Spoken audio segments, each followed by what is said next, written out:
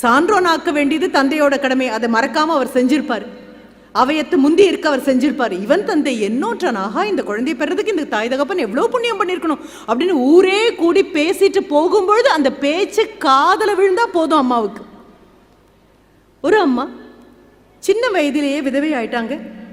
இப்ப இந்த குழந்தையை வளர்க்கும் போது இன்னும் ஒரு அச்சம் இருக்கு அம்மாவுக்கு. அப்பாவுடைய கண்டிப்பு, அப்பாவுடைய கருணை கண்டிப்பாகத்தான் வெளிப்படும்.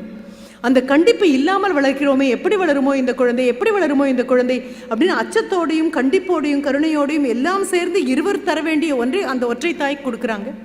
வளர்ந்து மிகப்பெரிய நிலைக்கு வந்தாச்சு. அந்த பையன் தொழிலதிபர் ஆயிட்டாரு.